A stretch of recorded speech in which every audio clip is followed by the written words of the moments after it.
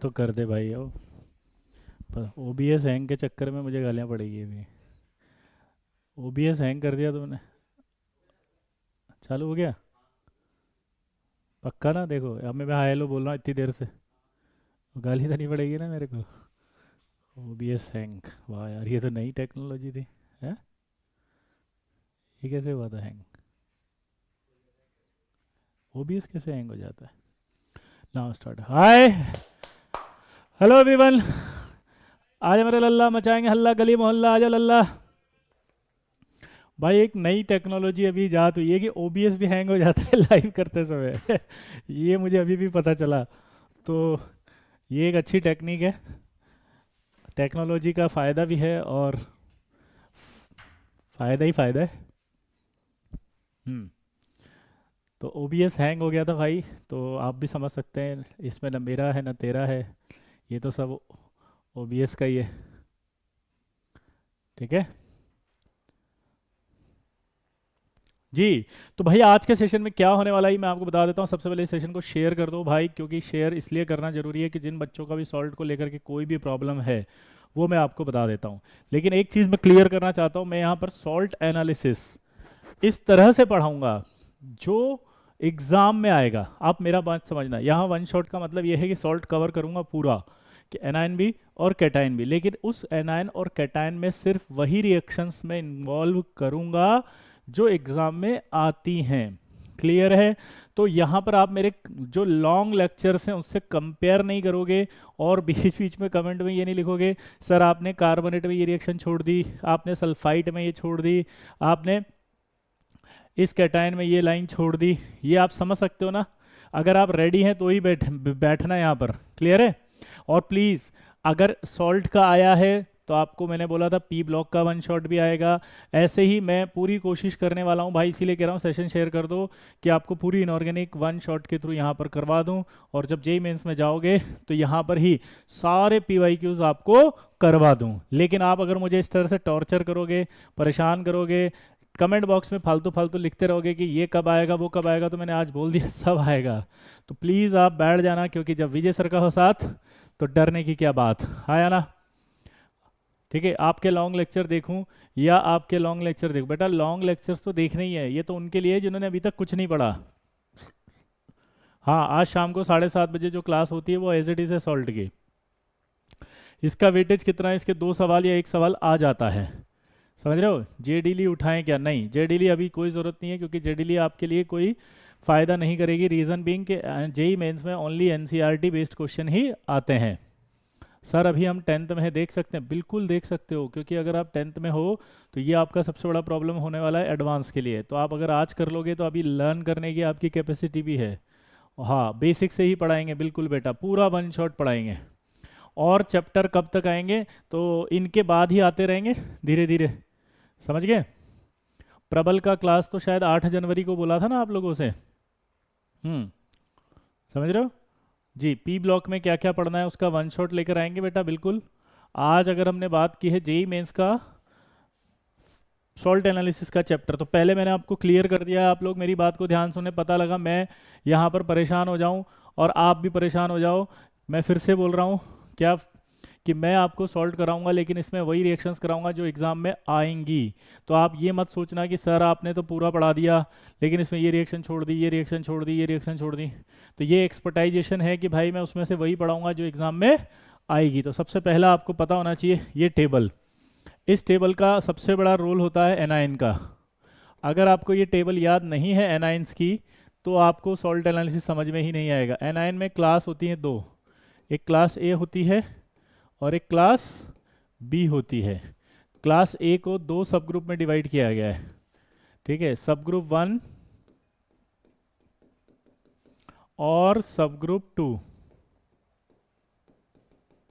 ठीक है, अब इसी तरह से जो क्लास बी है उसको भी दो में डिवाइड किया गया है। पता नहीं मुझे, है ना? मैं कर लूँगा अब टेंशन मतलब मत खोलना, गेट है ना। यहाँ पर दो हैं, सब ग्रुप 1 और सब ग्रुप 2। तो सबसे पहले आपको ये ध्यान होना चाहिए कि एनायन को दो हिस्सों में डिवाइड किया गया है। कंप्लीट चैप्टर होगा आज, यस। जी जी, कंप्लीट चैप्टर होगा। अब आप ना पढ़ने में दिमाग लगाओ, ठीक है। एनायन को दो हिस्सों में बांटा गया है, class A class B. Class A को उस एनायन को रखा गया है जो एसिड के साथ वोलेटाइल प्रोडक्ट बना सकते हैं। तो यहाँ पर क्या लिखा जाता है, एसिड, और उसके साथ क्या बनाएंगे ये, वोलेटाइल प्रोडक्ट्स। क्या बनाएंगे ये, वोलेटाइल प्रोडक्ट्स।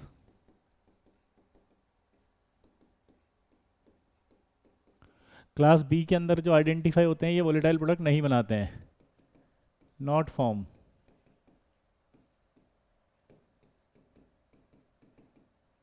वोलेटाइल प्रोडक्ट, ठीक है। और आइडेंटिफाई किससे होते हैं, एक्वस रिएक्शन से। तो आपसे अगर पूछे हाउ मेनी आवर्स, बेटा अगर मेरे को ये पता होता तो मैं कैसे बताऊं। मैं पूरा पढ़ा रहा हूँ, मुझे पूरा पढ़ाने तो, जब खत्म होगा छोड़ देंगे, है ना। अनुराग भारद्वाज, अब आप प्लीज़ ध्यान से देखो यार, ऐसे फिर तो तुम मतलब ऐसा लगता है ना कभी कभी, फिर क्या यार तुम्हारे लिए मेहनत करें, हैं। बोलो।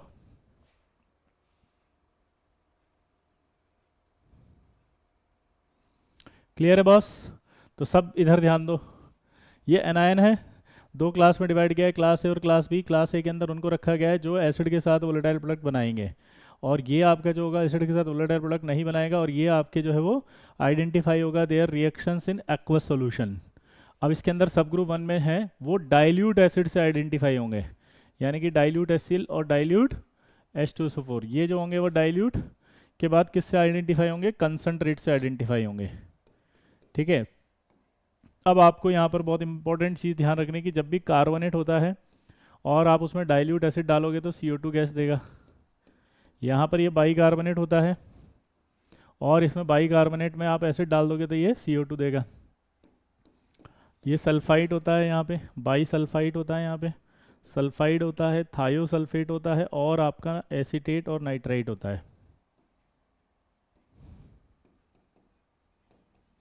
ये एसीटेट आयन है और ये नाइट्राइट आयन है, ठीक है। इन सब में अगर आप एसिड डालते हैं तो सबकी अपनी अपनी एक गैस निकलेगी। सल्फाइड से SO2 है, बाई सल्फाइड से भी SO2 है। सल्फाइड से निकलेगी H2S गैस, इससे निकलेगी S plus SO2 gas. Acetate ion की बात करेंगे तो इसमें निकलेगी एसिटिक एसिड, यहाँ से निकलेगी NO2 की ब्राउन फ्यूम्स होती है। उसके बाद अगर हम बात करेंगे यहाँ पर सब ग्रुप 2 में, तो क्लोराइड, ब्रोमाइड, आयोडाइड और फ्लोराइड। फिर ऐसे याद रखा करो BCN, यानी कि बोरेट, ऑक्सलेट और नाइट्रेट। अरे मेरे लल्ला समझ में आ रहा है क्या, बोरेट, ऑक्सलेट और नाइट्रेट। बोरेट है, ऑक्सलेट है, नाइट्रेट है, बोरेट है, ऑक्सलेट है, नाइट्रेट है। 4 halogen BCN, 4 halogen BCN, 4 halogen BCN। यहाँ आता है नाइट्राइट, यहाँ आता है नाइट्रेट, हाँ या ना। अरे मेरे लल्ला मचा दे हल्ला, गली मोहल्ला आ जा लल्ला, आज से आ जाना बेटा। एक बात याद रखना, अभी रात है, सुबह का इंतजार करो। अभी रात है, सुबह का इंतजार करो। सबर कर बंदे, वो वक्त भी आएगा जब प्यासा, या कुआं, बताओ, कुआं खुद प्यासे के पास आएगा, समझे। तो अभी पढ़ने में दिमाग लगाओ और खटाखट खटाखट आंसर देते जाओ कि एसिड डालेंगे तो क्या निकलेगा, HCl, यहाँ निकलेगा तो Br2। ये सबके लिए बहुत इंपॉर्टेंट है, जिसने पढ़ लिया उसका रिवीजन हो जाएगा और जिसने नहीं पढ़ा उसको याद हो जाएगा, और यहीं से सवाल आने की संभावनाएं बनेगी भाई, ध्यान रखना। ये बोरिक एसिड है, ये वाइट, ठीक है। इधर देखेंगे तो ये CO प्लस CO2 निकालेगा, यहाँ निकालेंगे तो ये NO2 निकालेगा। अब इधर जब आप देखोगे इसके अंदर तो आपको पता चलेगा कि इसके अंदर जब देखते हैं तो यहाँ पर आपका आता है सल्फेट, ठीक है। यहाँ आएगा ये फॉस्फेट, यहाँ आएगा आर्सिनेट और आर्सिनाइट, ठीक है। तो ये आपके पास हो गया, और क्रोमेट भी आएगा। ये PPT रिएक्शन से आइडेंटिफाई होते हैं, कौन सी रिएक्शन बना के, PPT।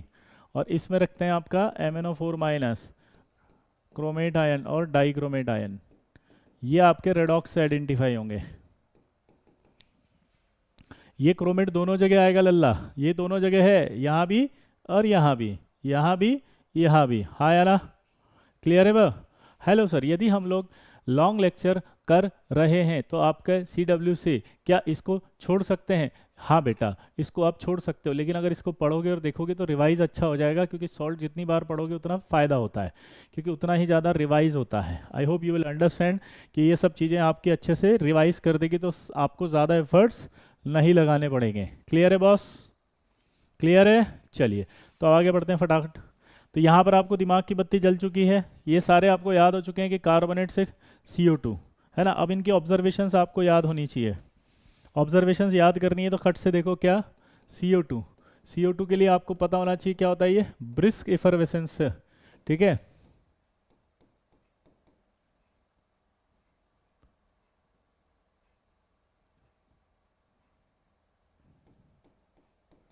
Brisk effervescence. SO2 का क्या होता है, suffocating smell of burning sulphur.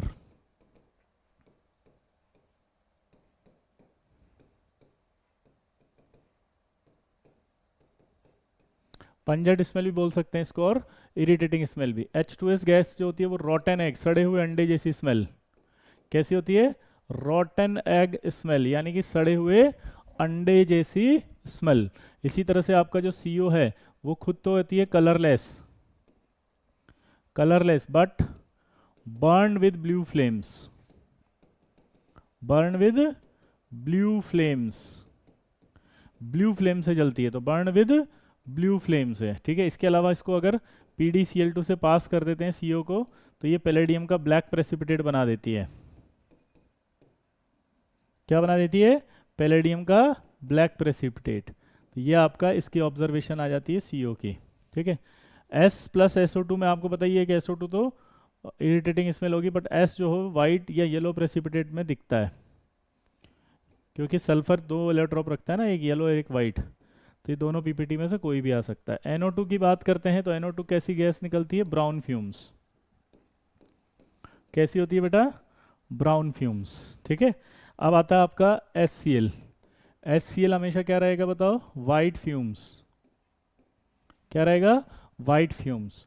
लेकिन अगर इसको अमोनिया सॉल्यूशन से पास कर दें, कौन सा सॉल्यूशन है ये, ammonia solution, ammonia solution, ammonia plus water, तो NH4Cl बनाता है। और जो NH4Cl है इसकी वाइट डेंस फ्यूम हो जाती है, वाइट डेंस फ्यूम। देखो भाई, अगर आपने ढंग से पढ़ लिया तो मैं गारंटी देता हूँ सॉल्ट एनालिसिस में कोई दिक्कत नहीं आएगी। लेकिन अगर आप नेतागिरी करते रहोगे, सोचते रहोगे और ये सोच के भी छोड़ दोगे, कई तो बच्चे भी जा रहे हैं अरे मैं तो कर लूंगा, तो फिर कभी नहीं होगा।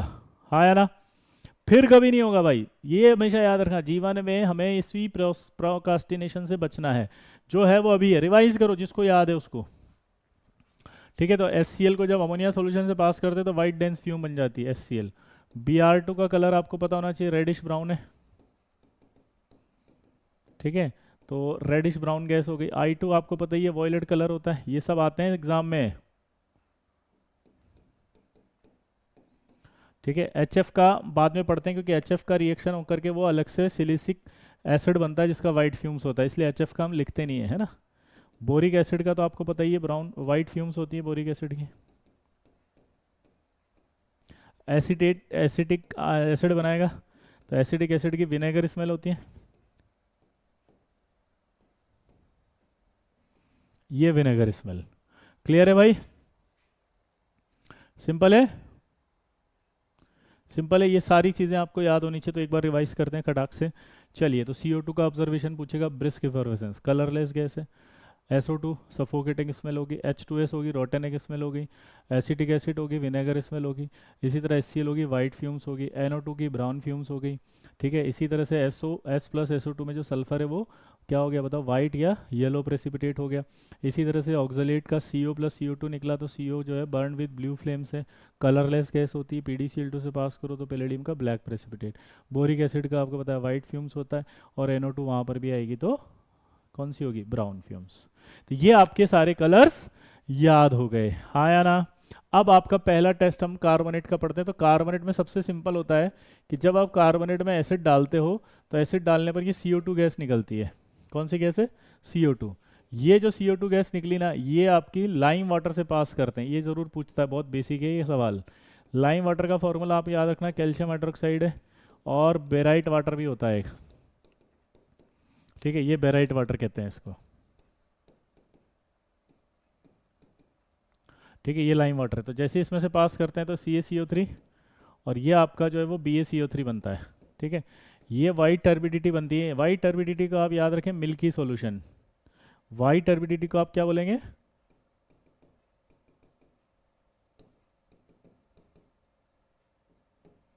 हाँ, मिल्की सॉल्यूशन। अब इसके अंदर अगर आपने एक्सिस में CO2 को पास कर दिया, ठीक है, यहाँ BaCO3 वाले में भी अगर आपने ये एक्सिस में पास कर दिया,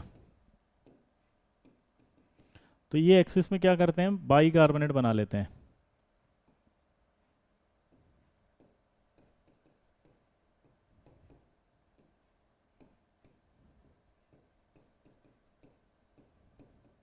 और ये सॉल्युबल हो जाते हैं। तो यानी कि आपको बस इतना ध्यान होना चाहिए कि लाइम वाटर होता है, उसमें से पास करते हैं तो मिल्की सॉल्यूशन वाइट टर्बिडिटी बनता है। अगर एक्सेस में पास करते हैं CO2 को तो ये डिसअपीयर हो जाती है। हाँ या ना?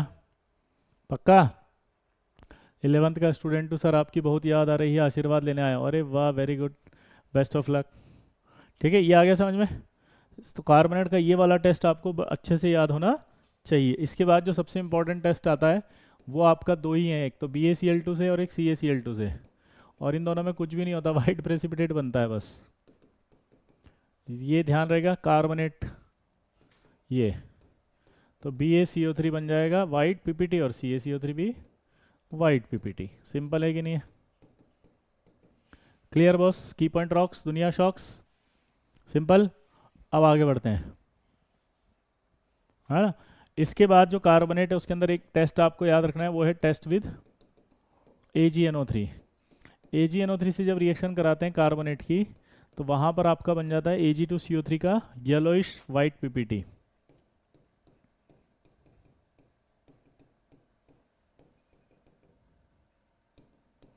ये येलोइश वाइट PPT होता है, और ये आपका सॉल्युबल हो जाता है dilute HNO3, dilute HNO3 and ammonia solution में। और ये अमोनिया सॉल्यूशन वाली ही रिएक्शन इंपॉर्टेंट है।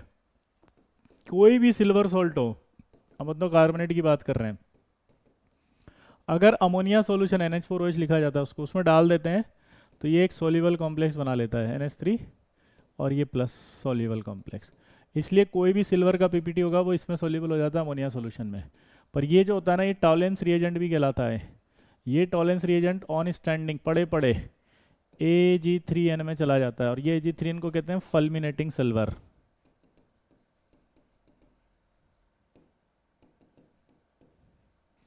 और फल्मिनेटिंग सिल्वर जो है वो एक्सप्लोजिव होता है, बूम। इसलिए लैब में इसको मना किया जाता है कि ये मत बनाओ, समझ रहे हो? इसलिए क्या कहा जाता है, लैब में मत बनाओ, या तो इसे बहुत कम मात्रा में बनाते हैं और तुरंत डिस्पोज ऑफ कर देते हैं।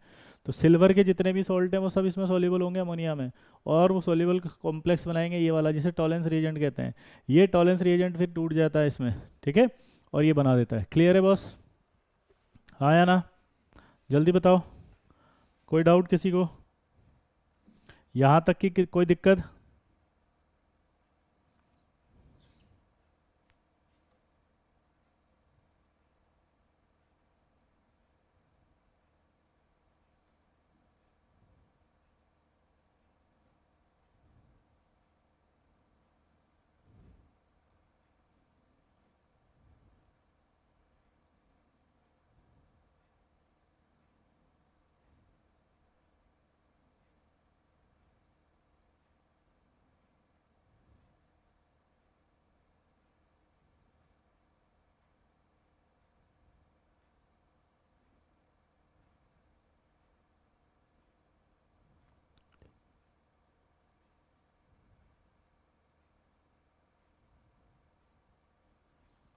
क्लियर? चलिए आगे बढ़ते हैं। तो फल्मिनेटिंग सिल्वर वाला इसमें याद हो जाएगा कार्बोनेट में। इसके बाद आता है बाई कार्बोनेट। बाई कार्बोनेट में कुछ भी नहीं है, देखो, बाई कार्बोनेट सिंपल होता है, जो भी टेस्ट कार्बोनेट देगा वो सारे टेस्ट दे सकता है ये। तो ये आपका CO2 गैस दे देगा, ठीक है। बाई कार्बोनेट के PPT सारे सॉल्युबल होते हैं, इसलिए BaCl2 और CaCl2 से रिएक्ट करके ये बेरियम बाई कार्बोनेट बनाएगा और ये कैल्शियम बाई कार्बोनेट बनाएगा। तो ये सॉल्युबल होंगे। तो ये नहीं, यानी कि बाई कार्बोनेट के जब भी टेस्ट होंगे, जल्दी बताओ, बाई कार्बोनेट के जब भी टेस्ट आएगा तो वो सॉल्युबल होंगे, तो कभी आएगा नहीं, इसलिए उसे पहले हीट किया जाता है। बाई कार्बोनेट को पहले क्या किया जाएगा, हीट। जब हीट करेंगे तो वो carbonate plus CO2 plus H2O में टूटेगा, और फिर ये जो कार्बोनेट है, ये कार्बोनेट, इस कार्बोनेट के अंदर आपका BaCl2 डाला जाता है और ये CaCl2 डाला जाता है। तो ये कार्बोनेट फिर रिएक्ट करके आपका क्या बनाता है, BaCO3 और CaCO3 का वाइट प्रेसिपिटेट। यानी कि आप समझ चुके होंगे बेटा कि जब भी आपको बाइकार्बोनेट का टेस्ट करना है तो आपको पहले हीट करना पड़ेगा। एक बच्चा बार बार लिख रहा है, मोनू शर्मा, बेटा आप लिख रहे हो फिजिकल का भी होगा वन शॉट सीरीज, तो ये मैं नहीं बता सकता ना, आप मेरी लिमिटेशन समझ पा रहे होंगे। आप पता है मेरे को ऐसा फील करा रहे हैं कि मैं जो कर रहा हूँ वो तो किसी काम का ही नहीं है फिर। तो मेरे हिसाब से अगर आप अप्रिशिएट ये करें कि सर जो हो रहा है एटलीस्ट मैं वो याद करूँगा, और पक्का प्रॉमिस है आपको ये याद करके सुनाऊंगा सर, जब भी सॉल्ट का सवाल आएगा मैं पक्का इसको करके दूंगा सर। तो बेटा आई होप कि मुझे ज़्यादा अच्छा लगेगा रादर देन कि आप मुझसे वो पूछ रहे हो जिसका आंसर मेरे पास है ही नहीं, है ना। इसी तरह से ये यादव हिमांशु भी कर रहे हैं, जिन चीज़ों का मेरे पास आंसर नहीं है वो मैं कैसे दे सकता हूँ। I hope you will understand, और प्लीज़ आप इस पर ध्यान दो कि हाँ सर जो मेहनत कर रहे हैं एटलीस्ट उसमें हम सपोर्ट करें, हम याद करें, सर हम उसको भी लर्न कर रहे हैं। आप बार बार एक ही कमेंट को टाइप कर रहे हो, इसकी बजाय इस पर आप ध्यान लगाओ, इस पर मन लगाओ, इसको लर्न करो, ताकि कम से कम जब ये ख़त्म हो तो ये तो याद हो गया, कम से कम एक तो कंप्लीट हुआ ना, है ना। प्लीज़, हाँ नोट्स मिल जाएंगे, इसके PDF बना के दे देंगे। क्लियर, चलिए सब लोग फटाक से। तो ये बाइकार्बोनेट समझ में आ गया। अब आपको एक डाउट आया नहीं आया बताओ कि यार कार्बोनेट जो है वो भी CO2 गैस दे रहा है, बाइकार्बोनेट भी CO2 गैस दे रहा है, कार्बोनेट भी CO2 गैस दे रहा है, बाइकार्बोनेट भी CO2 गैस दे रहा है, फिर हमें कैसे पता चलेगा कि कौन सा है। तो डिस्टिंक्शन कैसे होता है वो देखो। तो डिस्टिंक्शन कैसे कर सकते हैं आप, ठीक है, देखो DIST मतलब समझ जाना हमेशा डिस्टिंक्शन। तो डिस्टिंक्शन के लिए हम एक टेस्ट ट्यूब लेंगे, और उसमें हो सकता है एग्जामिनर ने हमें सॉल्ट दे रखा है जिसमें कार्बोनेट और बाइकार्बोनेट ये भर दिए। भरने के बाद हमने उसके अंदर पहले क्या डाल दिया, BaCl2 एक्सिस में डाल दिया, जान पूछ के ज़्यादा, axis BaCl2, axis of BaCl2 डालने के बाद मैंने क्या देखा कि मेरे पास एक वाइट प्रेसिपिटेट आ गया नीचे। ये अगर ये वाइट PPT आता है तो ये वाइट PPT किसका होना चाहिए बताओ, कार्बोनेट का, क्योंकि कोल्ड कंडीशन में ही दे देगा वो तो। बाइकार्बोनेट तो कब देगा, जब हीट करोगे। तो ये वाइट PPT आ जाएगा इसका। इसको फिल्टर कर लेंगे, हाँ या ना। अब इसको आप फिल्टर कर लो। जब आप इसको फिल्टर करेंगे तो फिल्टर करने पर ये PPT तो इधर आ जाएगा, लेकिन आपने इसमें कौन दे दिया, बाइकार्बोनेट, क्योंकि वो तो सॉल्युबल है ना। देखो ये कार्बोनेट तो कोल्ड कंडीशन में रिएक्ट कर गया, यानी हीट नहीं करना पड़ा। तो वाइट PPT अगर आता है तो कार्बोनेट है, नहीं आता तो नहीं है, फिर आपने फिल्टर कर लिया। बाइकार्बोनेट सॉल्युबल होता है तो अंदर आ जाएगा। अब ये अंदर आने के बाद आप इसे बॉईल करोगे, बॉईल करते ही ये बाइकार्बोनेट टूटेगा, और इफ वाइट PPT आ गया ऑफ BaCO3 तो समझ जाएंगे कि ये बाइकार्बोनेट भी अंदर था, क्योंकि वो यही टूटेगा ना। क्लियर है बॉस, कोई डाउट किसी को, सिंपल है।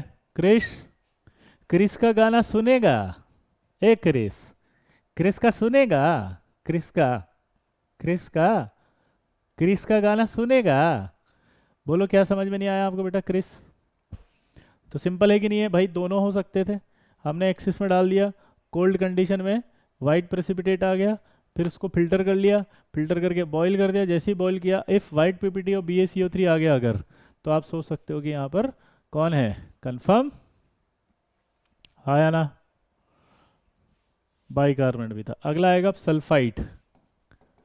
सल्फाइड की जब बात करते हैं तो वही टेस्ट, सेम टेस्ट होंगे इसमें, देखना जरा आप कि टेस्ट विद एसिड जब आप करेंगे तो सबसे पहले वही सल्फाइड होगा, एसिड डालते हैं उसमें SO2 बाहर आ जाएगी, है ना। SO2 को भी सेम लाइम वाटर से पास किया जाता है, और सेम बेराइट वाटर से भी पास किया जाता है।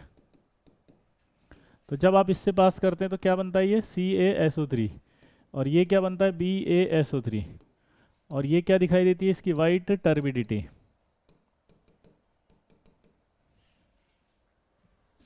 ठीक है, एक्सिस में अगर आप SO2 को पास करते हैं यहाँ पर भी तो क्या होगा, एक्सिस ऑफ SO2, तो आप देखो SO2 आएगा, ठीक है, और यहाँ पर एक्सिस में है इस बार वही CaSO3 है, ये SO2 है, ये BaSO3 है। एक्सिस में वापस से बाई सल्फाइड बन जाएगा, और ये भी आपका बाई सल्फाइड बन जाएगा। तो ये क्या होंगे, बाई सल्फाइड सॉल्युबल। समझ गए? तो ये आपके जो है वो क्या है, वाई टर्बिडिटी, और ये क्या है आपके सॉल्युबल। क्लियर है सर? सिंपल है। कैल्शियम सल्फाइड, ये आपके कैल्शियम, ठीक है, BaCO3 हो गया था। अब हम क्या पढ़ रहे हैं बताओ, कार्बोनेट के बाद सल्फाइड। तो सल्फाइड तो सेम हो ही गया। अच्छा एक चीज़, ये कुछ नए बैचेस की स्लाइड खुल गई। Learn live with India's batch 26 JEE 11th backlog batch आ रहा है आपका। अगर आप बैकलॉग कर रहे हैं तो 8 जनवरी से, और इसकी प्राइस अभी चल रही है 1999। कोटास बेस्ट एकेडमी का आपको पता ही है। तो नया बैच चालू होने वाला है 11th बैकलॉग। और भी है क्या इसके अंदर? क्या क्या पढ़ाएंगे देखो, जनरल केमिस्ट्री, पीरियोडिक और केमिकल बॉन्डिंग, ऑर्गेनिक में IUPAC एंड GOC, और फिजिकल में mole concept, concentration term, redox और chemical equilibrium. Axis of SO2 नहीं समझा। एक्सिस मतलब जब SO2 खूब सारी बनने लग जाए तो वो वाइट टर्बिडिटी डिसअपियर हो जाती है, क्योंकि उसमें बाई सल्फाइड बन जाते हैं। एक्सिस वाला ये मतलब है कि बनते बनते बनते बनते जब SO2 का कंसंट्रेशन ज़्यादा हो जाएगा ना, तो उसको कहा जाता है एक्सिस ऑफ SO2। मैथ्स में ये पढ़ाए जाएंगे। जेईई मेंस और एडवांस के टेस्ट पेपर भी होंगे। टेस्ट पेपर की डेट्स चालू हो जाएगी, ठीक है। 8 फरवरी को पहला होगा, 8 मार्च को एडवांस का होगा। उसके बाद एक प्रबल बैच आया है, सबसे फेमस बैच है, आपको पता ही होगा ये तो। प्रबल बैच आपका 4999 का ही है, और वो भी 8 जनवरी को चालू हो रहा है। जिन बच्चों को नहीं पता बता देता हूँ मैं। उसके अंदर ये इनऑर्गेनिक के सारे होंगे, है ना, और इसके अंदर फिजिकल होंगी, ऑर्गेनिक, ठीक है। ये इसके अंदर टेस्ट पेपर भी दे रखा, पहला 8 को है, फिर 8, फिर 29, 26, 27, 14, 5, 6, 30, 29, ठीक है।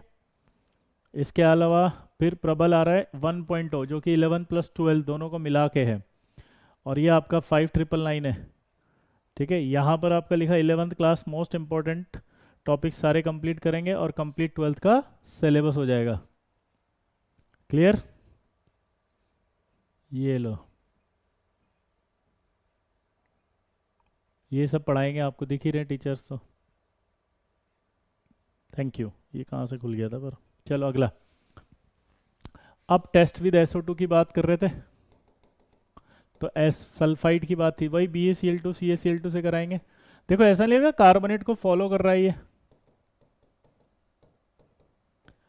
तो यहाँ पर ये सेम वही होगा। देखो BaSO3, यहाँ CaSO3, और ये मज़ेदार बात है, दोनों वाइट है। अब बेरियम में और यहाँ पर अंतर है। बेरियम के अंदर जब कार्बोनेट होता है तो कुछ नहीं होता, लेकिन जब सल्फाइट है तो उसका ऑक्सीडेशन +2 है, इसलिए वो O2 से, यानी कि एटमॉस्फेयर से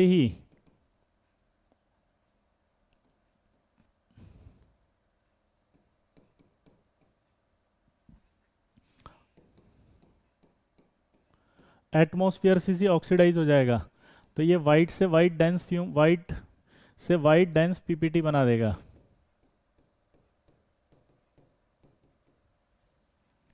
क्लियर? तो ये वाइट ऑक्सीडाइज होगी। लेकिन अगर आप इसको फास्ट करना चाहते हैं, फास्ट, तो आप इसमें क्या करेंगे, Br2 वाटर डाल दो, क्योंकि आप देखो अगर ऑक्सीजन से ही ऑक्सीडाइज हो रहा है तो ऑक्सीडाइजिंग एजेंट डाल देंगे, जैसे HNO3 है, H2O2 है, तो भाई इनसे तो रिएक्शन फास्ट होगी ना, और फास्ट होकर के BaSO4 बन जाएगा फास्ट। क्लियर है बॉस? समझ गए? पक्का? आगे देखो। अब इसी तरह से कार्बोनेट की बात करते थे लेड में, है ना, ध्यान से सुनना। लेड नाइट्रेट की बात करते हैं तो इसमें लेड कार्बोनेट ही बनता है ना। एम्फोडेरिक है, जितने भी एम्फोडेरिक होंगे वो एक्सिस ऑफ NaOH में सोल्यूबल है। इसी तरह से सल्फाइड अगर लूँगा यहाँ पे, तो सल्फाइड में भी लेड नाइट्रेट डालेंगे तो लेड सल्फेट यही बन जाएगा वापस। ये भी वाइट है, सल्फाइड वाइट। तो की पॉइंट नोट करो, सल्फाइड के सारे PPT वाइट, सल्फाइड आइट वाइट, सल्फाइड वाइट। की पॉइंट रॉक्स, दुनिया शॉक्स। अभी सारे की पॉइंट बताएंगे इसी तरह से PPTs के भी, सब सारे वन शॉट लाएंगे, एक की पॉइंट है ना। तो ये आ गया वाइट।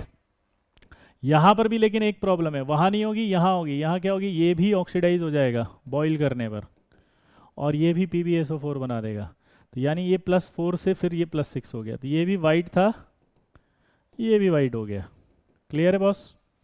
सिंपल है। तो ये डिस्टिंक्शन पूछता है, कर दोगे। सल्फाइड में अब रेडॉक्स की रिएक्शंस होती है, देखो जैसे SO2 गैस निकलेगी यहाँ पे, तो वो SO2 गैस को अगर आप CO2 ये सब टेस्ट नहीं देती है, MnO4- से, डाइक्रोमेट से, ब्रोमीन वाटर से, ठीक है, इधर से आपका आएगा Fe+3 से, और आएगा IO3 से। अब यहाँ पर आप देखो कि जब ये टेस्ट करेगा SO2 इसमें से पास करेंगे तो ये बनाएगा Mn+2 और सल्फेट में, ये इसमें से पास करेंगे तो ये चला जाएगा क्रोमियम+3 और सल्फेट में, इससे पास करेंगे तो ये Br- और सल्फेट में, इसमें से पास करेंगे तो ये जाएगा Fe+2 और सल्फेट में, इसमें से पास करेंगे तो ये जाएगा I2 और सल्फेट में। ठीक है, इस I2 को फिर स्टार्च से पास करेंगे तो ये आपका डीप ब्लू बना देगा। ये ऑब्जर्वेशंस याद होनी चाहिए। जैसे इसका जो कलर होता है वो पर्पल या पिंक, पर्पल कलर है, उससे ये कैसा हो जाएगा, कलरलेस ऑब्जर्वेशन। लेकिन एक्चुअल में तो कलर आपको पता ही है, इसका लाइट पिंक होता है Mn+2 का। इसके ऑब्जर्वेशन बताओ, अगर आप ऑरेंज में से पास करते हैं यानी कि इसमें से, तो ग्रीन कलर आ जाएगा। यहाँ अगर हम पास करते हैं तो ये ब्राउन है, और ये ब्राउन से पास करेंगे तो ये कलरलेस आ जाएगा। ये आपका येलो है, ये आपका ग्रीन हो जाएगा, और ये आपका कलरलेस है जो I2 बनाएगा। तो आपको ऐसे याद रखना है कि SO2 को अगर MnO4- से पास करें तो Mn+2 यानी कलरलेस कर देती है। SO2 को अगर ऑरेंज सॉल्यूशन डाइक्रोमेट से पास करें तो ग्रीन कर देती है। अगर SO2 को ब्राउन सॉल्यूशन से पास करें, brown water, Br water brown होता है, तो कलरलेस कर देती है। अगर ये येलो से करते हैं तो ये ग्रीन कर देती है, और IO3 से करती है तो I2 कर देती है। क्लियर है भाई? हाँ या ना? सिंपल है कि नहीं है? सिंपल है कि नहीं है, बताओ जल्दी। तो ये ऑब्जर्वेशंस आपको याद होना चाहिए। तो अगर CO2 और SO2 में डिस्टिंक्शन करना है, दोबारा बोलो, अगर CO2 और SO2 में डिस्टिंक्शन करना है तो कैसे हो गया, ऐसे। CO2 ये ऑब्जर्वेबल चेंज नहीं करती जबकि SO2 कर देती है। अब मज़ेदार बात बताऊं, SO2 के साथ एक की पॉइंट और लिखो, H2S भी कर देती है।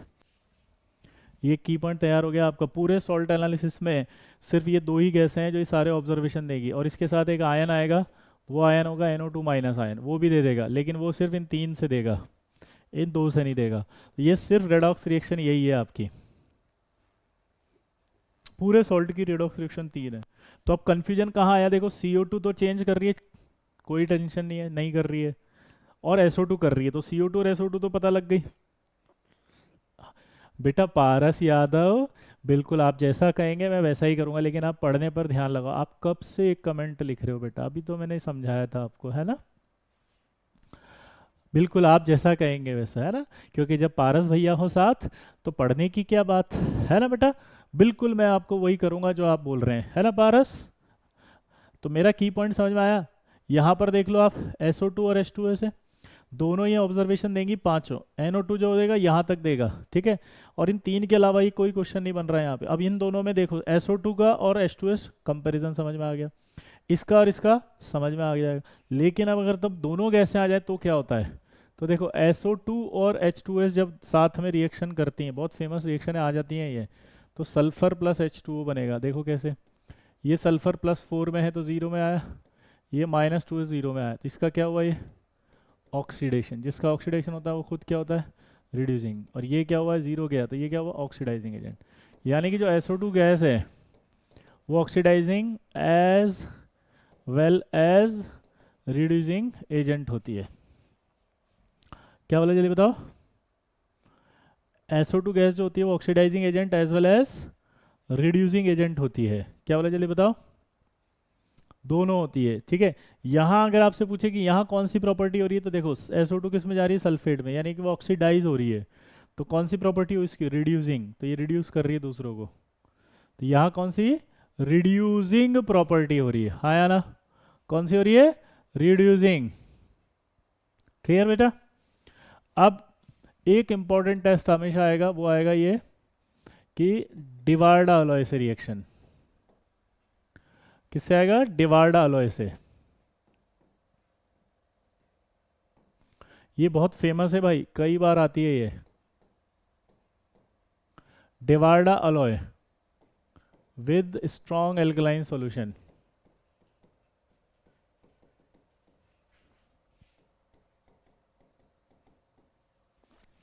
तो डिवार्डा अलॉय जो होती है वो होती है आपकी कॉपर, जिंक और एल्यूमिनियम, ठीक है। तो जब जिंक प्लस NaOH यानी कि स्ट्रॉन्ग एल्कलाइन सॉल्यूशन रिएक्ट करते हैं तो Na2ZnO2 प्लस H निकलता है, इसकी वजह से ये स्ट्रॉन्ग रिड्यूसिंग एजेंट है, इसकी वजह से आपके ये होता है। क्लियर है बॉस? तो यहाँ zinc plus strong alkaline solution करेंगे तो आपका H आएगा। क्लियर? अब मज़ेदार बात बताता हूँ, पूरे सॉल्ट के अंदर इसकी डिवार्डो की 3 रिएक्शन। इसका एक रूल याद रखना, डिवार्डा अलॉय से जो बन रहा है वो है नेसेंट हाइड्रोजन, और जो नेसेंट हाइड्रोजन होता है वो स्ट्रॉन्ग रिड्यूसिंग एजेंट होता है। क्या बोला जल्दी बताओ? Strong reducing agent. अब दिमाग की बत्ती जल गई। तो यानी कि स्ट्रॉन्ग रिड्यूसिंग एजेंट है मतलब इसको लोएस्ट ऑक्सीडेशन स्टेट में फेंक देगा। तो जब भी आपका जिंक प्लस NaOH ऐसे लिख दो तो आप समझ जाना कि यार ये क्या है, जिंक प्लस NaOH बताओ, ये डिवार्डा अलॉय हो गया और नेसेंट हाइड्रोजन प्रोड्यूस करेगा। तो सल्फर को उसकी लोएस्ट ऑक्सीडेशन स्टेट में फेंक देगा यानी H2S में, सल्फाइड को डायरेक्ट फेंक देगा जिंक प्लस NaOH किस में, और वो सल्फर में, सॉरी सल्फाइड में। अब मैं 2 आपको रिएक्शन दे रहा हूँ, आप खुद सोच के बताना कि क्या बनना चाहिए। अगर डिवार्डा अलॉय यानी कि जिंक प्लस NaOH लेते हैं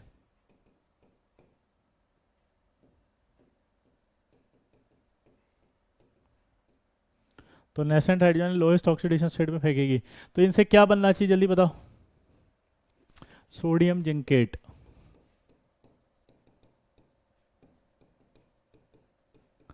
आपको मैंने की पॉइंट दे दिया है, सोचो, की पॉइंट दे दिया बेटा।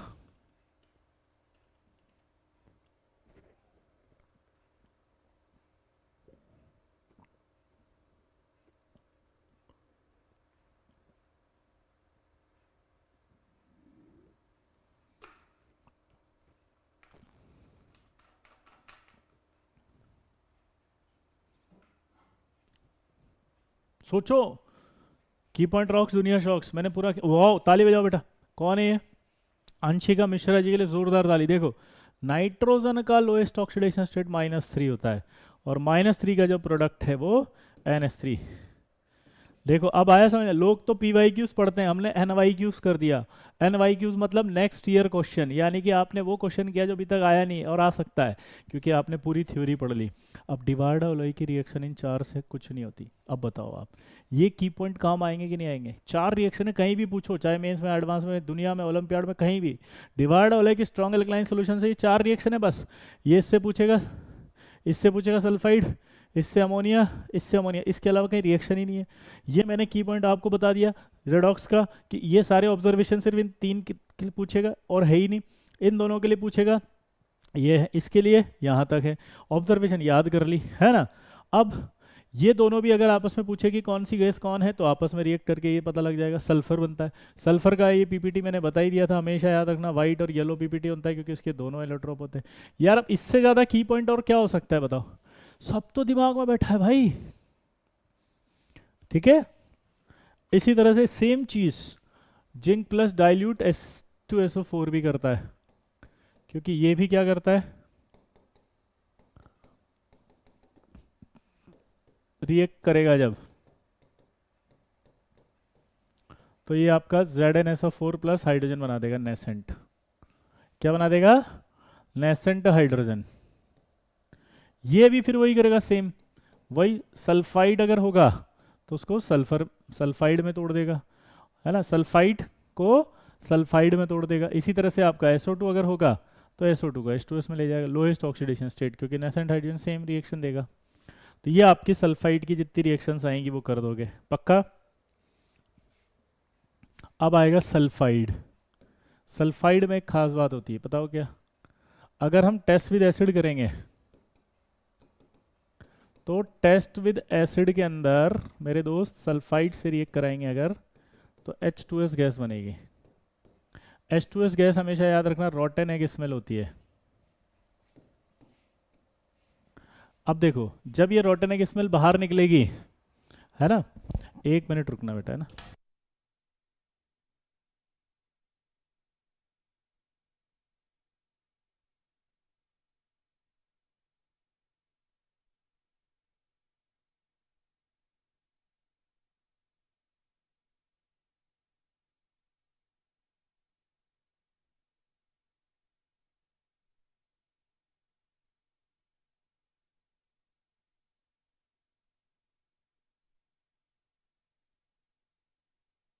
हाँ, तो मैं ये कह रहा था कि जब ये H2S गैस बाहर निकलती है, जब ये ऐसे बाहर निकलेगी, देखो ये बाहर निकली, तो आप देखोगे रोटन एक स्मेल है, लेकिन इसको आइडेंटिफाई करना पड़ेगा। और जब इसको आप आइडेंटिफाई करोगे तो क्या करोगे आप, इसमें लेड एसीटेट पेपर लेकर आओगे। लेड एसीटेट पेपर इससे टकराएगा और टकरा करके लेड एसीटेट रिएक्ट करेगा और रिएक्ट करके पीबीएस का ब्लैक प्रेसिपिटेट बना देगा। इसी तरह से कैडमियम एसीटेट होगा, उसको लेकर आएंगे, रिएक्ट करेगा और रिएक्ट करने के बाद वो कैडमियम सल्फाइड बनाएगा जिसका येलो प्रेसिपिटेट बनेगा। तो जो H2S गैस होती है ना, इसको आइडेंटिफाई करने के लिए हम कहाँ से टकरा रहे हैं, इसको कैडमियम एसीटेट पेपर से, या इसको किससे टकरा रहे हैं, लेड एसीटेट पेपर से। तो बताओ क्या बनेगा यहाँ, कैडमियम से तो कैडमियम, और इससे क्या बन जाएगा, पीबीएस। ये आपका येलो पीपीटी हो गया और ये आपका ब्लैक प्रेसिपिटेट हो गया।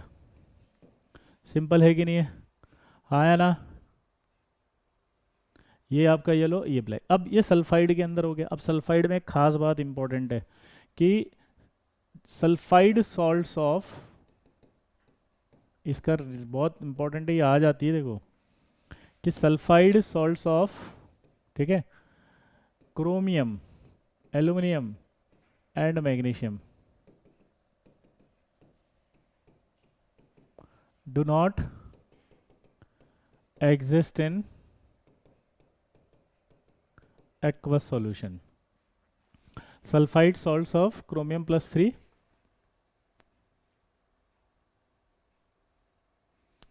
do not exist in aqueous solution. Clear है बॉस? Because क्या रीजन है इसका, they are undergoes in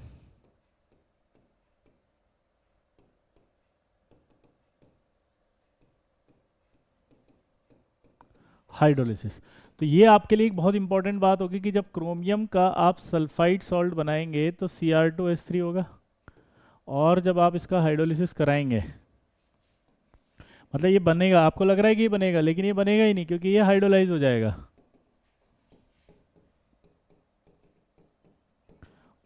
hydroxide में। इसी तरह से आप एल्यूमिनियम का H2S से रिएक्शन कराओगे, आपको लगेगा यार एल्यूमिनियम बनना चाहिए था सल्फाइड।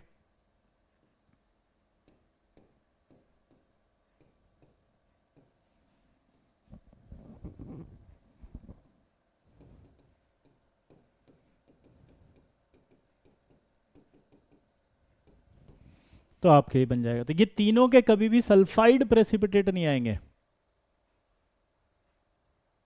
ये याद रहेगा, ये बहुत इंपॉर्टेंट है कि इन तीनों का कभी भी रिएक्शन करने से सल्फाइड नहीं बनेगा। क्रोमियम हाइड्रोक्साइड है green PPT, aluminium hydroxide white PPT. Sir duration बता दो। बेटा मुझे खुद नहीं पता ड्यूरेशन कैसे, मैं कैसे बताऊं, मैं बस ख़त्म करा दूं, आप जितने भी देर में हो जाए, है ना हिमांशु। मैं ये नहीं बता सकता, आपको लगता है कि जहाँ तक आप पढ़ सकते हो आप पढ़ो, उसके बाद आप रिकॉर्डिंग देख लेना। सो सिंपल, हर चीज़ का सॉल्यूशन रखो ज़िंदगी में, परेशान मत हो बेटा, है ना। देखो मुझे पता होता कि कितनी देर में ख़त्म होगा तो फिर तो बात ही क्या थी। कोऑर्डिनेशन कंपाउंड का कब आएगा, बिल्कुल मैं बताऊंगा बेटा, है ना। मैं कोशिश कर रहा हूँ ना सारे लाने के। CDS का पीपीटी येलो होता है, लिख दिया ना बेटा, देखो, है ना विष्णु, लिखा हुआ है। चलो आगे बढ़ते हैं। तो ये मेरे को समझ में आ गया कि यार जब पीपीटी रिएक्शंस होगी तो इनके पीपीटी तो नहीं बनेंगे। इनके पीपीटी क्यों नहीं बनेंगे बताओ, क्योंकि हाइड्रोलाइज्ड हो जाते हैं, ठीक है। अब सल्फाइड की बात कर लेते हैं। सल्फाइड के प्रेसिपिटेट टेस्ट में सबसे पहले देखो आप AgNO3 से टेस्ट होता है, तो AgNO3 से होगा तो क्या बनेगा, Ag2S। फिर आपका जो है वो लेड नाइट्रेट से होगा, तो ये PbS बन जाएगा। ठीक है ना। इसके बाद अगर हम बात करें CD कैडमियम एसीटेट से, तो कैडमियम एसीटेट तो अभी बताया था आपको, कैडमियम नाइट्रेट भी ले सकते हो, तो क्या बन जाएगा वो CdS। और फिर आपका मरकरी नाइट्रेट ले लेंगे, मरकरी नाइट्रेट लेंगे तो क्या बन जाएगा यह HgS। ये सारे के सारे जो है ना तीनों, ये ब्लैक कलर के होते हैं। ठीक है, ये आपका येलो PPT होता है। ठीक है, और एक खास बात मैं लिख देता हूँ इनको अलग से, ये आपका ब्लैक है, ये आपका ब्लैक PPT होता है ना। जनरली ब्लैक ही होते हैं सल्फाइड, तो ये याद रह जाएगा, ये येलो होता है। ठीक है बेटा। और इसमें खास बात याद रखना कि जो तीनों हैं ये इंपॉर्टेंट है भाई, सॉल्युबल हो जाते हैं हॉट एंड कंसंट्रेटेड HNO3 में, और ये जो है वो सॉल्युबल होता है एक्वारेजिया में।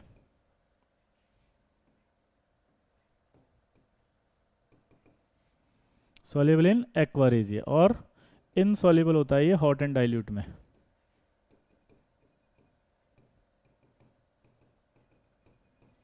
क्लियर। तो ये याद रहेगा, ये किस में होगा, एक्वारेजिया में।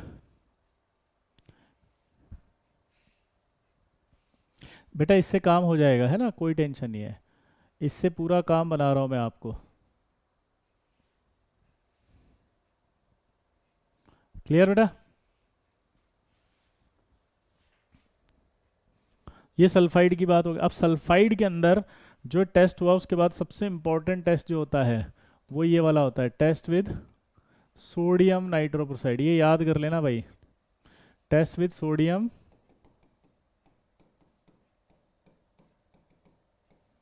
नाइट्रोप्रोसाइड। ठीक है, मोस्ट इंपॉर्टेंट टेस्ट है। सोडियम नाइट्रोप्रोसाइड में क्या होता है, देखो आपको कहा जाता है, एग्जामिनर कहता है कि इधर आओ, बोला हाँ, आपको बुलाएगा और बोलेगा कि इधर आओ, बोला हाँ, तो आपको कहेगा कि यार सल्फाइड एक स्टेप में बताओ कि सही है कि नहीं है।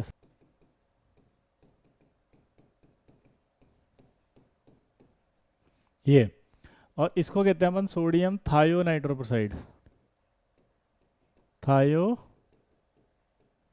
नाइट्रोप्रोसाइड। क्लियर। पर्पल कलरेशन, ये ध्यान रखना, आप क्या लिखोगे बेटा, पर्पल कलरेशन, ये बहुत आता है। अब ये क्या है, स्पेसिफिक टेस्ट है सल्फाइड का, ये क्या है, स्पेसिफिक टेस्ट है सल्फाइड का।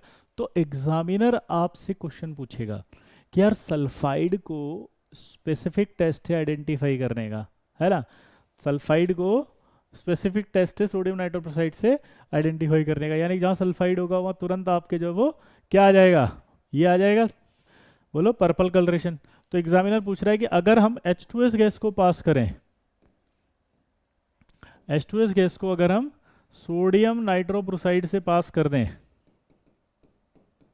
तो क्या होगा, बताओ आप खुद ही, जल्दी बताओ। H2S गैस है ये, इस H2S गैस को सोडियम नाइट्रोप्रोसाइड से अगर हम पास कर दें तो क्या होगा, जल्दी बताओ, सोचो, आप खुद सोचो, बताओ। जल्दी सोचो।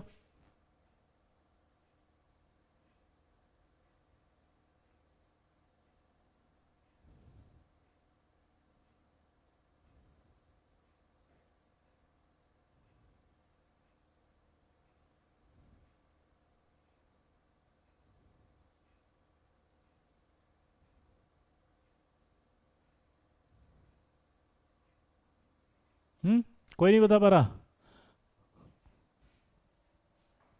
चलिए तो मैं आपको बता देता हूँ, यहाँ कुछ नहीं होगा, यही सवाल आपसे पूछेगा। यहाँ कुछ क्यों नहीं हुआ, क्योंकि H2S गैस जब आयनाइज होती है तो H2S एक वीक एसिड है। H2S गैस क्या है, वीक एसिड है।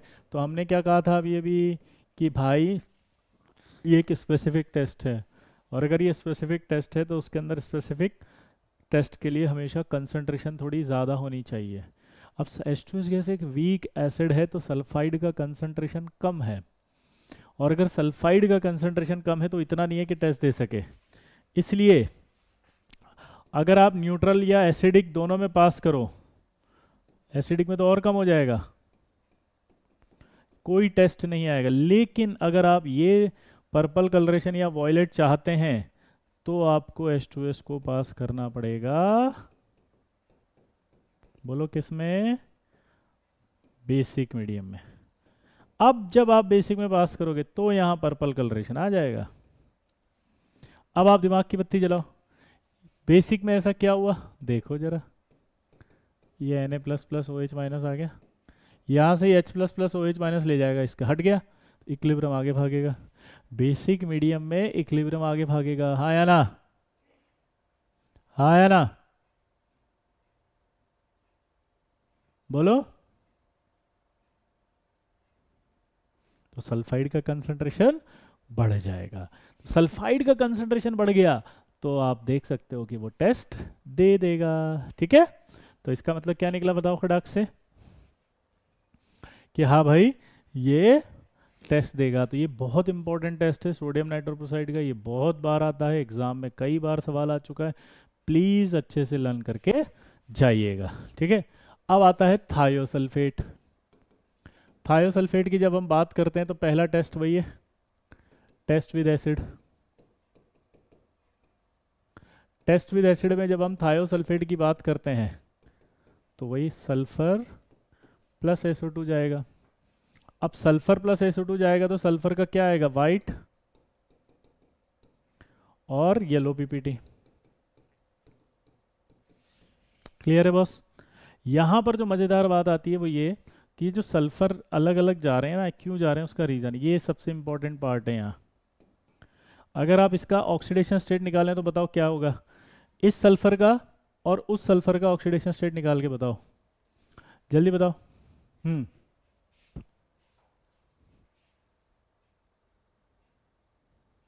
सोचो, 6 और 0। तो देखो यहां पर जो बेटा प्रियंक आपने निकाला,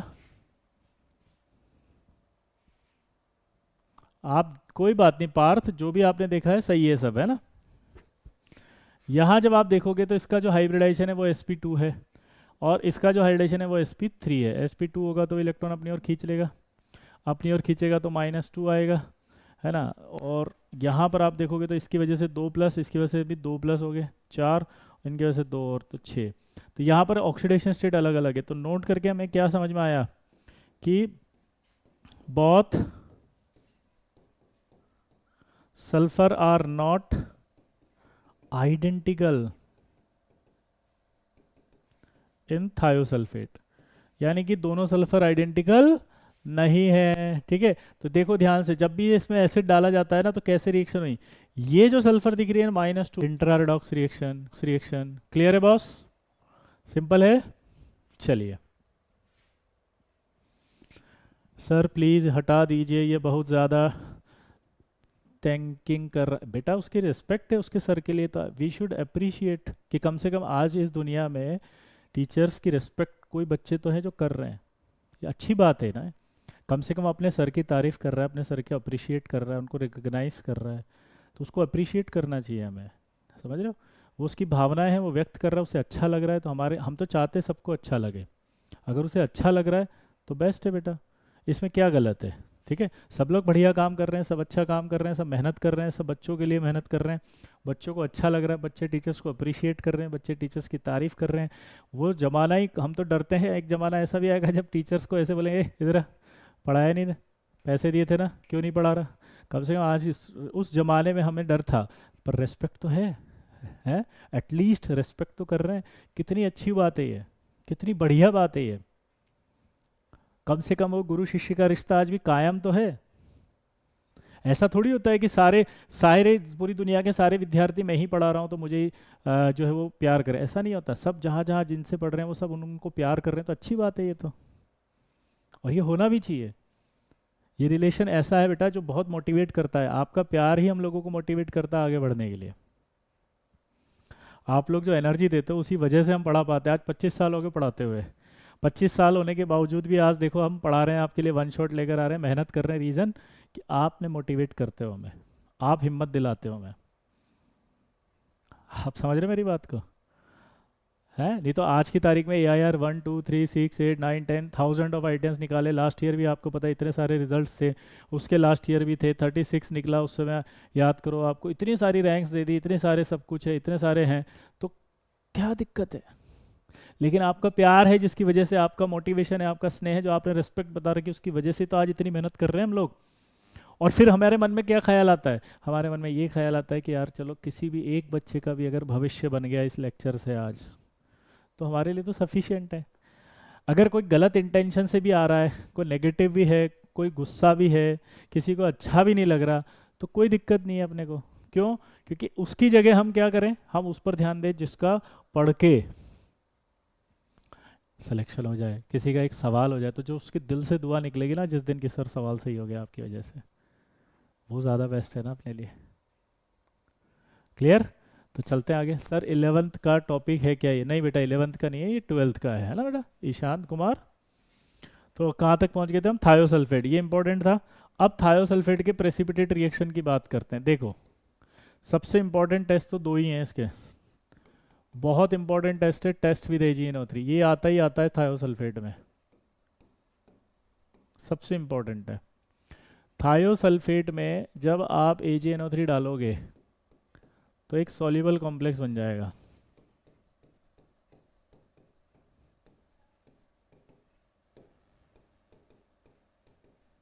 सॉल्युबल। अब अगर इसमें सॉल्युबल कॉम्प्लेक्स बन गया तो इसका मतलब आपको पीपीटी तो दिखाई नहीं दिया इनिशियली, हाँ है ना? आपको तो इसमें दिखाई नहीं दिया कुछ भी, तो इसलिए आपको यहाँ पर एक्सिस में डालना पड़ता है अब AgNO3। तो एक्सिस में जब आपका AgNO3 डलता है तब Ag2H2O3 बनता है, और जब वापस में आप इसमें एक्सिस में सोडियम थायोसल्फेट डाल देते हो,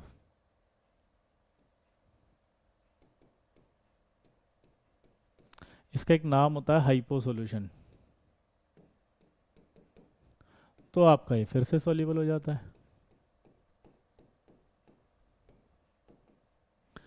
है ना? और ये जो आपका दिख रहा है ना, ये सिल्वर का थायोसल्फेट, ये अनस्टेबल होता है, इसलिए ये हीट करने पर टूट जाता है, और ये टूट करके Ag2S प्लस H2SO4 बनाता है।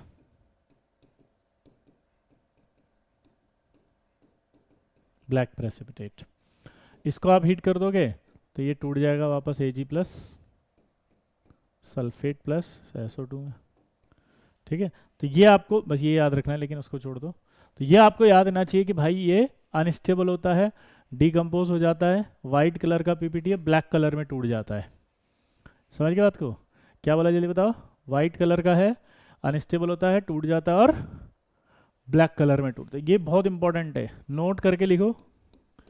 क्या है इसमें नोट बताओ? कि इनिशियली नो विजिबल एक्शन, दोबारा बोलो, क्या बोला उन्होंने? No visible action due to formation of soluble complex on addition of excess, तब आपके पीपीटी बनेगा। अब यहाँ एक मज़ेदार चीज़ है, आपसे एक सवाल पूछेगा। अच्छा, ये सेम टेस्ट सल्फाइट भी देता है, लेकिन हमने कहा था कि सल्फाइट और थायोसल्फेट आए तो थायोसल्फेट वाले को ही ज़्यादा देना, तो सल्फाइट भी देता है, ध्यान रखना, लेकिन मैं थायोसल्फेट ही लिखा रहा हूँ क्योंकि वही आएगा थायोसल्फेट वाला ही। अब इसमें एक प्रश्न पूछ लेता है ऐसे, ये इसको फर्स्ट कर दिया उसने, यहाँ पर आपका डाल दिया, और यहाँ लिख दिया उसने AgNO3।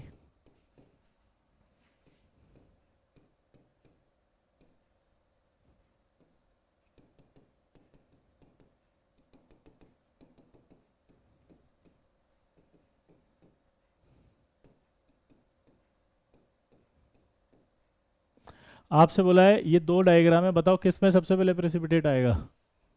जल्दी बताओ, किस में सबसे पहले प्रेसिपिटेट आएगा? 1 और 2 में सोच के बताओ।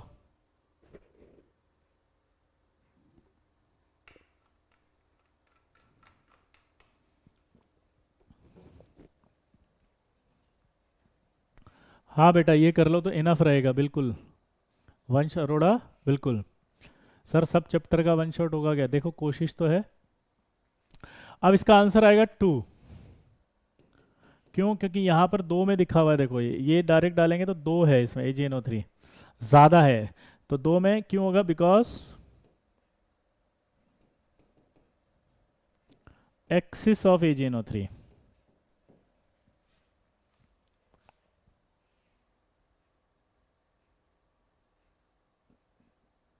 ठीक है, एक्सिस ऑफ AgNO3, तो ये बहुत इंपॉर्टेंट था।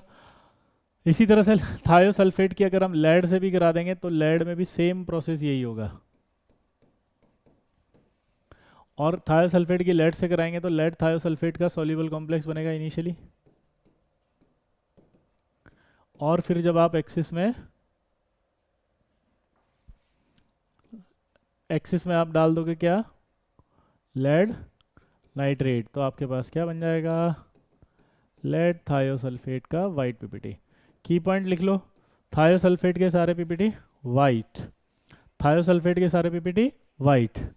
ठीक है, और ये भी हीट करेंगे तो किस में टूट जाएगा? PbS plus H2SO4 black. Clear है बॉस? अब इधर देखो, अगला आएगा टेस्ट विद HgCl2 और BiCl3। बहुत आसान है, ये आपका थायोसल्फेट ले लो, ये आपका HgCl2 ले लो, रिएक्ट कराओगे आप तो यहाँ पर Hg बन जाएगा, S2O3 बन जाएगा। थायोसल्फेट जितने भी उनको हीट करेंगे तो HgS बनेगा ब्लैक। एक्सिस में सारे के सारे वापस सॉल्युबल हो जाते हैं इसमें।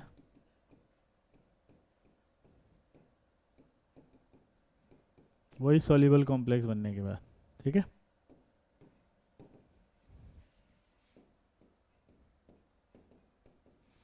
BiCl3 से भी सेम होगा, वही Bi2S2O3 होल थ्राइस, और जब इसको एक्सिस में कर देंगे तो बिस्मिथ माइनस बन जाएगा। इसको हीट करेंगे तो वो Bi2S3 में टूटेगा, और Bi2S3 क्या होता है? Brownish black.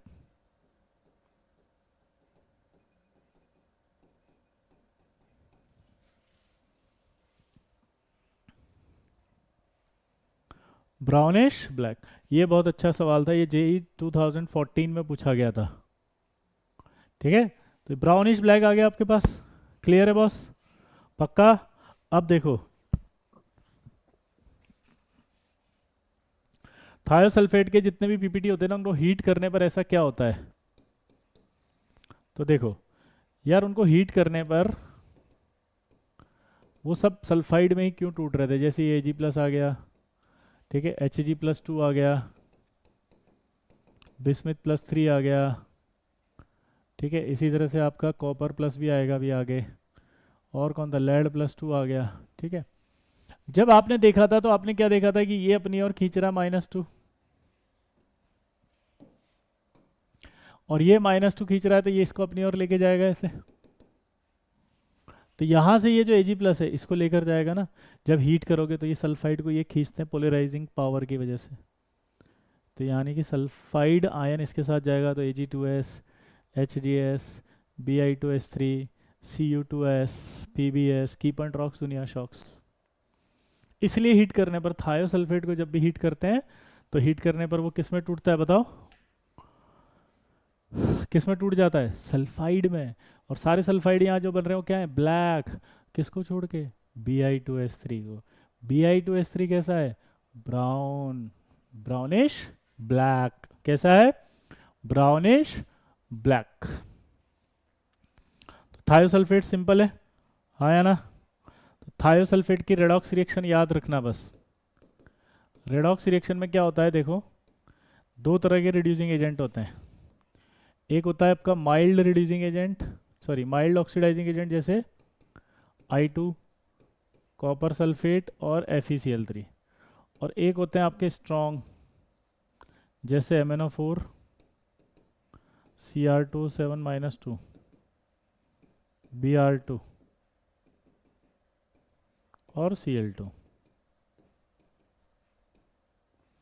तो ये जब करते हैं तो यहाँ बनता है ये S4O6-2 और ये बनेगा इससे S प्लस सल्फेट। तो ये आपको याद होना चाहिए, ठीक है। तो ये थायोसल्फेट भी आ जाता है। उसके बाद थायोसल्फेट के बाद अगर हम बात करें तो एसीटेट आयन है। एसीटेट आयन में तो सबको पता है टेस्ट विद एसिड है। कौन सी गैस निकलेगी? एसिटिक एसिड, यानी कि विनेगर स्मेल।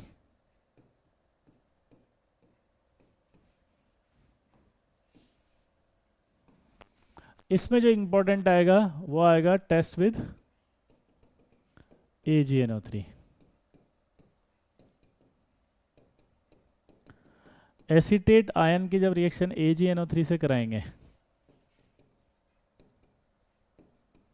तो ये CH3C ऐसी सिल्वर एसीटेट इसका वाइट प्रेसिपिटेट बन जाएगा। पक्का? ये क्या बना उसने? White precipitate. इससे जो बनेगी वो कौन सी है? एसिटिक एसिड, यानी कि विनेगर स्मेल। इससे कराएंगे तो क्या बनेगा? सिल्वर एसीटेट का वाइट पीपीटी। अब वाइट प्रेसिपिटेट के बाद इसका एक टेस्ट आपको याद होगा, फ्रूटी स्मेल। तो टेस्ट विद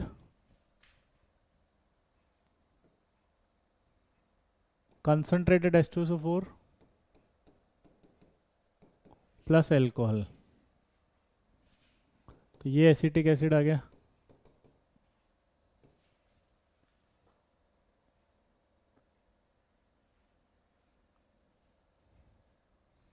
और इसमें अगर आप कंसंट्रेटेड H2SO4 डाल दोगे तो ये एसिटिक एसिड बन जाएगा, ठीक है।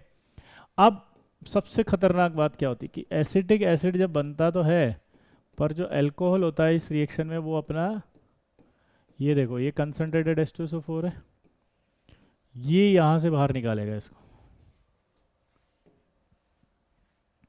तो ये बनेगा आपका CH3 C double bond O और OC2H, फ्रूटी स्मेल।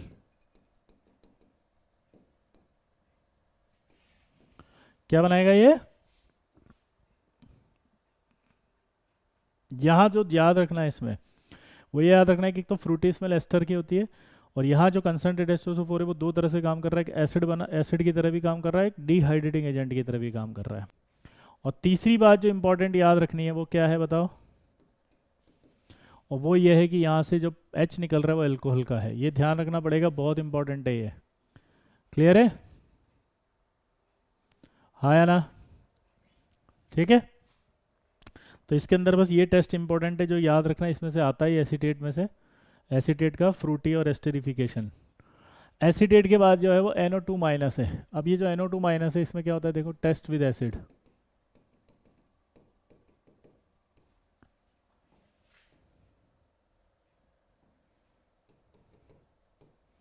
तो आप सबको पता है कि NO2 माइनस में अगर एसिड डाल देंगे तो HNO2 बनेगा, लेकिन ये HNO2 क्या होता है? अनस्टेबल, टूटेगा ये, और ये टूट करके HNO3 प्लस NO बना देता है, और फिर ये NO जाता है और फिर NO बनाता है NO2 की ब्राउन फ्यूम्स।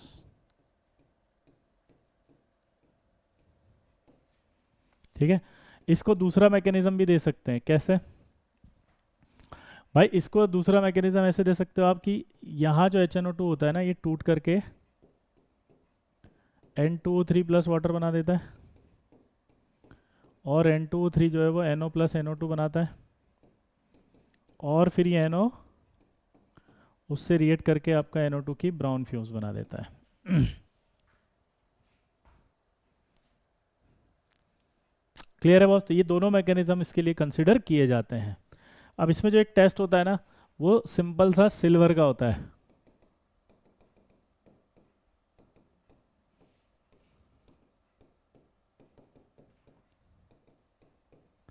और वो टेस्ट आपका AgNO2 बनाता है वाइट प्रेसिपिटेट। क्लियर है बॉस? तो ये जो आपका टेस्ट है बस ये इंपॉर्टेंट है। इसके बाद इसमें एक ब्राउन रिंग टेस्ट होता है, लेकिन ब्राउन रिंग टेस्ट हम नाइट्रेट में पढ़ेंगे और मैं दोनों को कोरिलेट कर दूंगा, ठीक है। तो नाइट्रेट आयन स्टार्ट करेंगे अब इसके अंदर, इसमें आएगा brown ring test.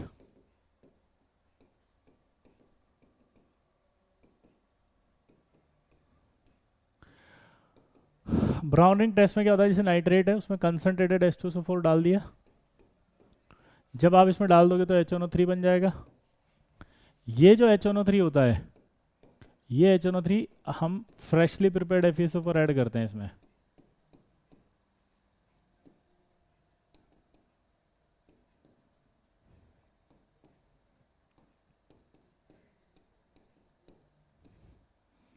Freshly prepared जब करते हैं तो इसमें क्या बनता है, रेडॉक्स रिएक्शन, क्योंकि HNO3 ऑक्सीडाइजिंग एजेंट है। और वो रेडॉक्स करने के बाद ये जो FeSO4 रिमेनिंग है, रिमेनिंग वो इसको एब्जॉर्ब कर लेता है।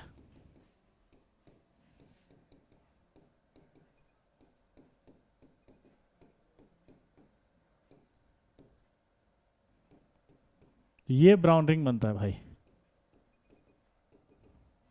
और इस ब्राउन रिंग के अंदर आपको फॉर्मूला याद होना चाहिए। पहला तो देखो मैं फिर से समझाता हूँ करते कैसे हैं। सबसे पहले क्या होता है, दो सवाल पूछेगा, फ्रेशली प्रिपेयर्ड FeSO4 क्यों यूज़ किया, पहला सवाल दे दोगे आप, भाई फ्रेशली प्रिपेयर्ड इसलिए किया क्योंकि फ्रेशली प्रिपेयर्ड FeSO4 इसलिए किया क्योंकि FeSO4 ही NO का एब्जॉर्बर होता है, वो NO को एब्जॉर्ब करके ही ब्राउन रिंग बनाता है। तो अगर वो एब्जॉर्ब नहीं करेगा NO को तो ब्राउन रिंग नहीं बनेगी। अब FeSO4 में Fe+2 में है, और Fe+2 की एक प्रॉब्लम है कि एटमॉस्फेयर में वो ऑक्सीडाइज हो जाता है Fe+3 में। तो अगर वो Fe+3 में ऑक्सीडाइज हो जाएगा तो क्या कर देगा, Fe2SO4 होल थ्राइस, यानी कि फेरिक सल्फेट बना देगा। तो हमारा FeSO4 अगर फेरिक सल्फेट बन गया तो वो एब्जॉर्ब ही नहीं करेगा। तो फेरिक सल्फेट अगर बन गया तो वो एब्जॉर्ब ही नहीं करेगा। तो अगर वो एब्जॉर्ब ही नहीं करेगा तो उस कंडीशन में क्या होगा, बोलो।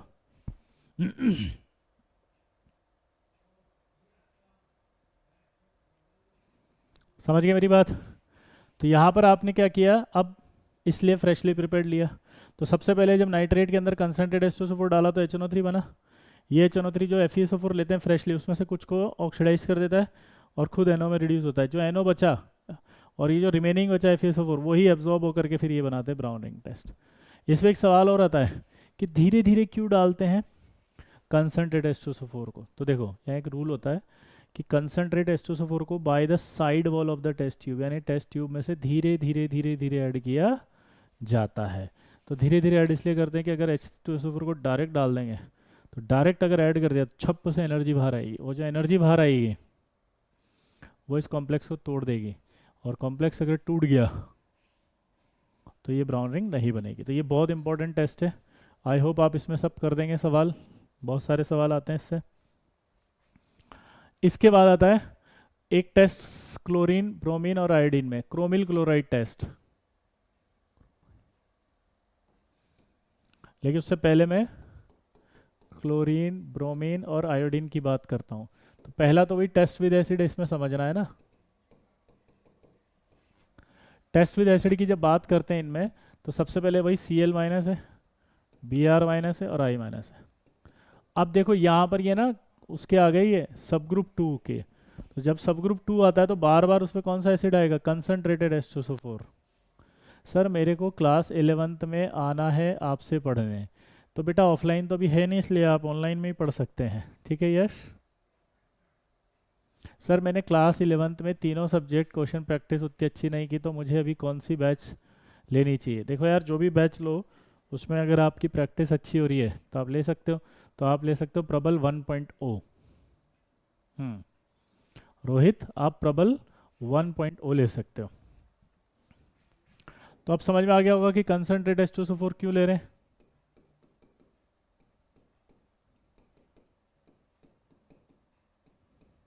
ये तो जब आप इससे रिएक्शन करेंगे तो यहाँ बनेगा HCl, यहाँ बनेगा आपका HBr और यहाँ बनेगा आपका HI। लेकिन एक रिएक्शन और हो जाएगी इसमें आगे, रिमेनिंग जो बचा हुआ था ये इससे रिएक्ट नहीं करेगा, लेकिन यहाँ ये रिएक्ट करेगा और Br2 बना देगा, यहाँ ये रिएक्ट करेगा। तो आप ध्यान से देखो कि यहाँ दो रिएक्शनें हुई है, एक तो वह है एसिड फॉर्मेशन और यहाँ से यहाँ हुआ है रेडॉक्स।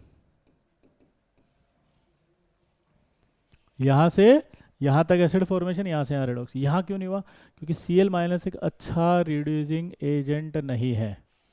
Cl माइनस अच्छा रिड्यूसिंग एजेंट नहीं है तो इसके साथ रेडॉक्स नहीं करता, इसलिए इसका प्रोडक्ट HCl रह जाता है, बट इन दोनों का प्रोडक्ट आगे कन्वर्ट हो जाता है Br2 और I2 में। क्लियर?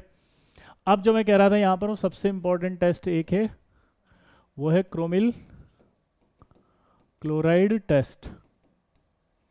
इसमें कुछ नहीं होता, इसमें जैसे मान लीजिए सॉल्ट लिया आपका Cl का, फिर कंसनट्रेटेड H2SO4 लेते हैं और फिर इसके अंदर डाला जाता है आपका K2Cr27 solid.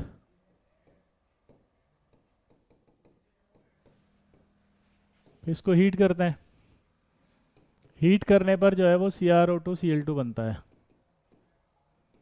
Reddish brown fumes.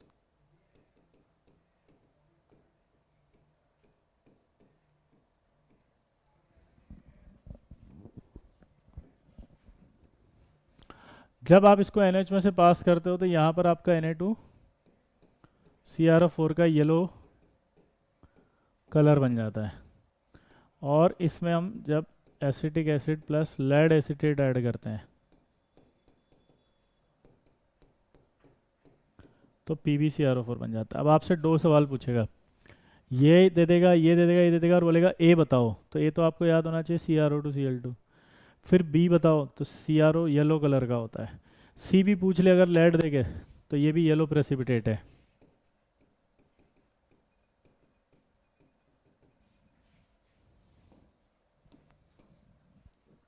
CrO2Cl2 का ही नाम होता है क्रोमिल क्लोराइड।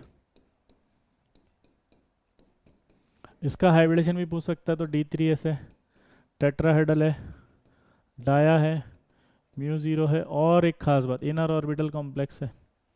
और एक बात और बताई थी हमने, जो कलर है वो है due to charge transfer.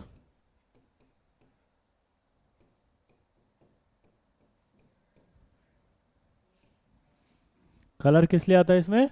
Due to charge transfer. आज ड्रॉपर की सॉल्ट की क्लास है क्या? हाँ बेटा है ना, जैसे होती है हमेशा, है ना अर्नव? हाँ, जिस टाइम पर होती है उसी टाइम पर है। तो ड्यू टू चार्ज ट्रांसफर।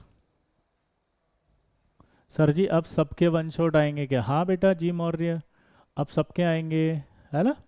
तो ये क्रोमिल क्लोराइड बहुत इंपॉर्टेंट है। तो तीन आपके स्पेसिफिक टेस्ट हो गए, ब्राउन रिंग टेस्ट है कि याद कर लेना, सल्फाइड वाला याद कर लेना, क्रोमिल क्लोराइड याद कर लेना, ठीक है?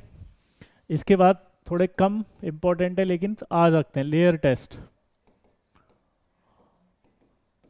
For Br minus. तो इसमें क्या होता है कि जब Br माइनस होता है उसमें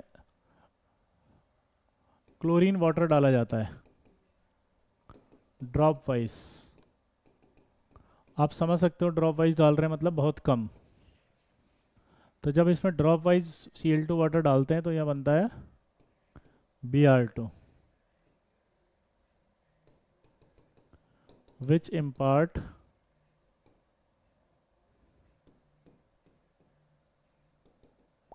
orange red color due to Br3 minus. ये Br3 माइनस बना देता है, फिर इसमें हम ऑर्गेनिक सॉल्वेंट डाल देते हैं, शेक करते हैं। जैसे ही शेक करेंगे तो रेडिश ब्राउन लेयर आ जाएगी।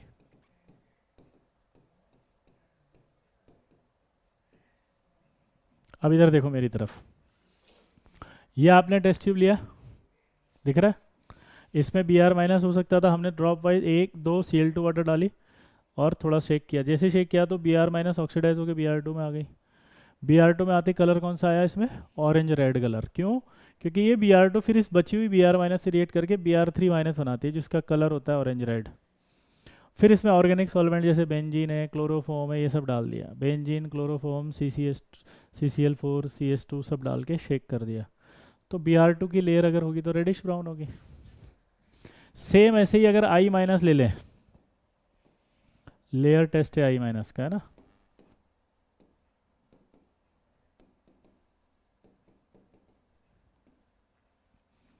Layer test of I minus, इसमें Cl2 वाटर डाल दिया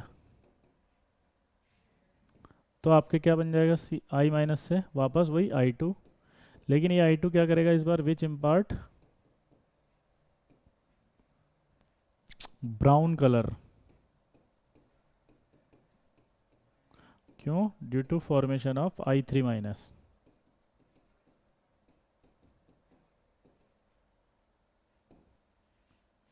और फिर वापस इसमें वही ऑर्गेनिक सॉल्वेंट डाल देंगे,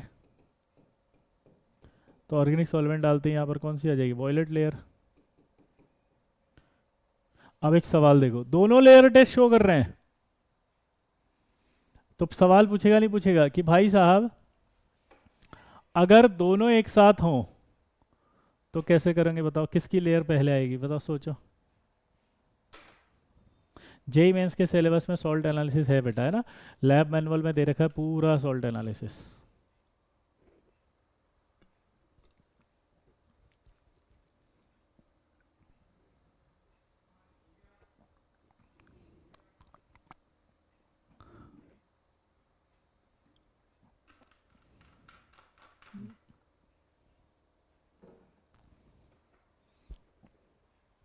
सोचो अगर दोनों एक साथ हो तो किसकी लेयर पहले आएगी, तो आंसर है आई माइनस की।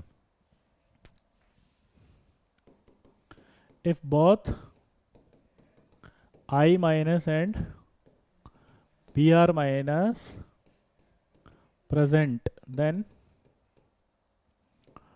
violet layer comes first,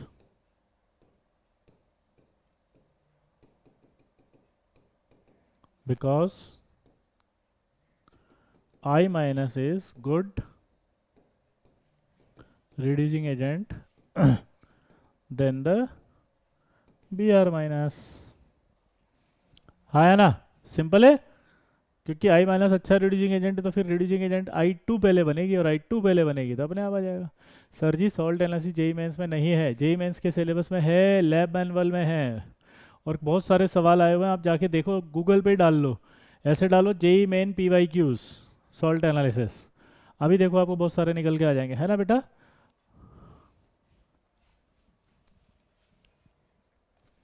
ये हो गया, इसके बाद आपका क्लोराइड ब्रोमाइड आयोडाइड हो गया, ऑक्सलेट सल्फेट हो ही गया।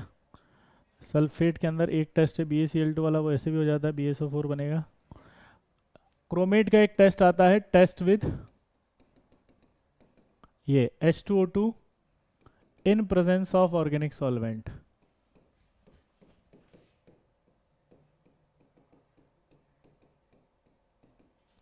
ये वाला एक इंपॉर्टेंट है कि डाई क्रोमेट है, जैसे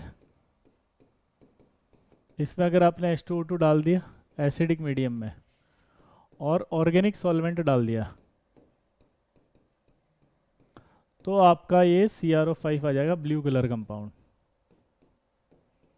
और ये blue colour compound organic solvent इसलिए डालते हैं क्योंकि ये इसमें स्टेबल होता है, ये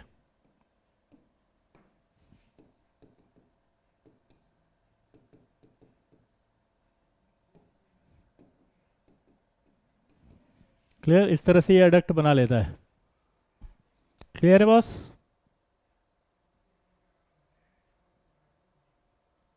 सिंपल है। ये टेस्ट भी आपके बहुत इंपॉर्टेंट है, आ जाता है। अब जो आएगा आपके वो है कैटाइंस। कैटाइन को याद करने के लिए जो मैं टेबल बताने वाला हूँ ना, वो सबसे इंपॉर्टेंट है। कैटाइन जो है उसके अंदर एक खास बात है, पूछो क्या, कि जो कैटाइन होते हैं उन कैटाइन को एक से 6 ग्रुप तक डिवाइड किया गया है, 1 to 6 ग्रुप, एक से 6 ग्रुप तक डिवाइड किया गया है, और एक से 6 ग्रुप तक डिवाइड करने के पीछे उनके ग्रुप रिएजेंट्स हैं, तो वो ग्रुप रिएजेंट याद होने चाहिए। यहाँ से मैच द कॉलम आया था लास्ट ईयर, अगर याद हो तो, मैचिंग मैचिंग। तो कैटाइन में लिख देता हूँ, ये ग्रुप आपके पास लिख दिए हैं, सॉरी ग्रुप पहले लिखता है,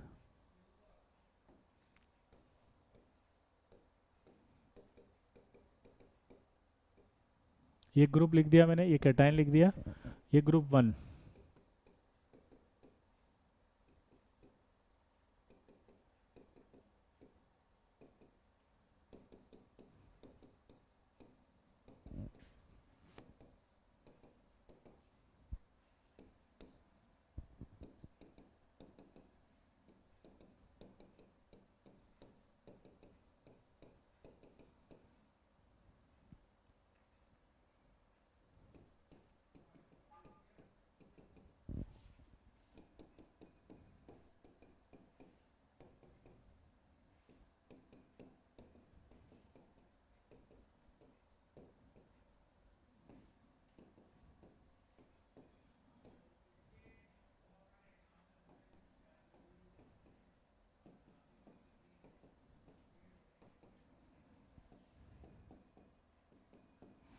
ये आपके पास ग्रुप आ गया, देखो, first group, second group, third group, fourth group, fifth group और सिक्स्थ ग्रुप।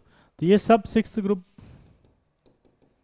मैंने इनका ऑक्सीडेशन स्टेट भी लिख दिया, जिन जिन ऑक्सीडेशन स्टेट में ये हैं। आपको मेरी रिक्वेस्ट है कि कैटायंस याद होने चाहिए, नहीं तो गड़बड़ हो जाएगी बेटा।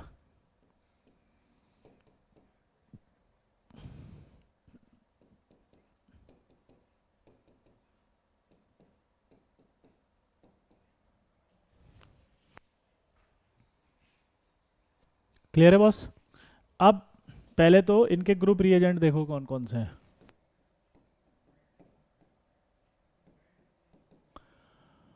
इसका है डाइल्यूट HCl, इन दोनों का है H2S gas in acidic medium. ये है आपका NH4OH in presence of NH4Cl। ये आपका होता है H2S gas in basic medium.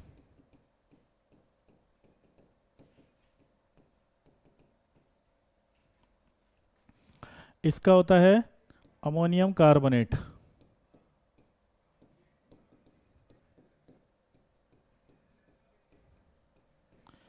In presence of NH4Cl and NH4OH। और ये होता है नो कॉमन रिएजेंट।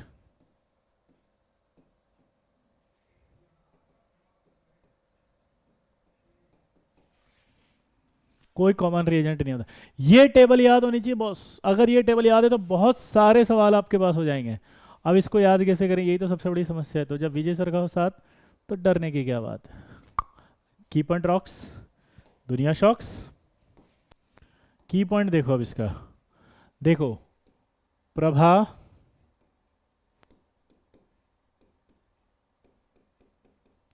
होगी आगे, इसीलिए प्रभा कुटी होगी कैद में भाई से। इसमें मैंने कैसे बनाया, ये क्या होता है कि जैसे प्रभा नाम की लड़की है, वो झंडा लेके घूमती है, हमारी मांगे पूरी करो, जेई मेंस में फ्री करो, हमारी मांगे पूरी करो, जेई मेंस में फ्री करो। तो जब भी जुलूस में जो आगे होता है सबसे पहले उसी की, बोलो, पिटाई होती है खटाक से। तो वही हुआ कि प्रभा होगी आगे, इसीलिए प्रभा कुटी होगी कैद में भाई से। क्योंकि उसका भाई जब देखा कि मैंने तो उसको जेई की प्रिपरेशन के लिए भेजा, या नेतागिरी कर रही है, धन दनादन कितना खटाक से पीट दिया उसको। ये हमारे सिलेबस में नहीं है, इसलिए सबसे अच्छे हैं। ये याद हो गए, देखो, arsenic +3, arsenic +5, antimony +3, antimony +5, SN+2, SN+3। ये रूल होता है, जो मना करते हैं वो जल्दी याद होता है। तो ये तो बेचारे वैसे ही याद हो गए। उसके बाद याद है एक बार अमेरिका में रिसेशन आया था बहुत तेज, बहुत सारी नौकरियां चली गई थी, कई सारे करोड़पति बेचारे फकीर हो गए थे। लेकिन एक बात हमेशा याद रखो यार, कि कोई भी इंसान अगर मान लीजिए उससे आप पैसा छीन सकते हो, वो पैसा गरीब हो गया मान लो, या उसके पास फाइनेंशियली वीक हो गया वो, तो आप, अगर उसने मेहनत करके कमाया तो उसकी मेहनत नहीं छीन सकते, पैसा छीन सकते हो। वापस वो कम बैक करता है, आया ना, बाउंस बैक, जैसे आप लोग कर रहे हो अभी। आप लोग कर रहे हो नहीं कर रहे?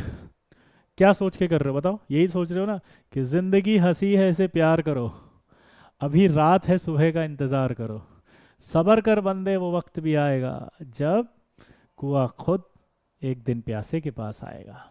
तो आपकी स्थिति भी यही है कि जिंदगी हंसी है इसे प्यार करो, अभी रात है सुबह का इंतजार करो, और सबर कर बंदे वो वक्त भी आएगा जब कुआं खुद एक दिन प्यासे के पास आएगा। समझे?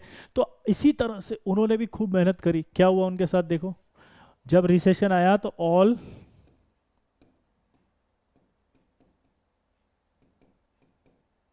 करोड़पति फकीर। अब उन्होंने क्या करा, शुरू किया फिर एक नया बिजनेस, बेचे नी को मंजन। तो उन्होंने क्या बेचना शुरू किया, निको मंजन। सर बस आपके नोट्स कर लो तो जेई मेंस हो जाएगा। यस बिल्कुल बेटा हो जाएगा, है ना। तो क्या बेचना शुरू किया उन्होंने? निको मंजन। अब जब गवर्नमेंट कोई बिजनेस स्टार्ट होता है तो उस पर टैक्स लगाती है, लेकिन कई स्टार्टअप्स ऐसे होते हैं जिन पर वो टैक्स नहीं लगाती। तो उस कंडीशन में क्या होगा? वो गवर्नमेंट से कह रहे हैं कि भारत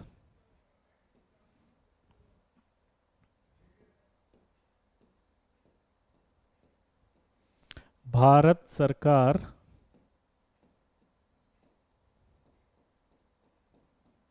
ना मांगो कर। क्या बोला जल्दी बताओ? भारत सरकार ना मांगो कर। क्या बोला उन्होंने? बताओ। भारत सरकार ना मांगो कर। क्या बोला बताओ? समझ में आया? भारत सरकार ना मांगो कर।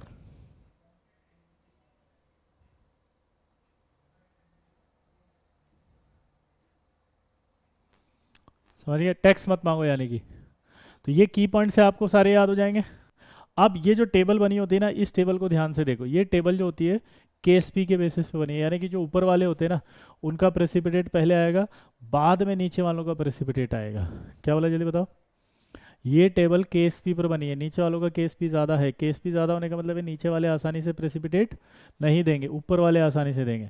तो यानी जब एचसीएल को डालोगे तो सिर्फ यही पीपीटी बनाएंगे, नीचे वाले पीपीटी नहीं बनाएंगे। और जब ये डाल दोगे तो क्या होगा? ये भी बनाएंगे और वो भी बनाएंगे। हाँ या ना? क्या बोला जल्दी बताओ? ये भी बनाएंगे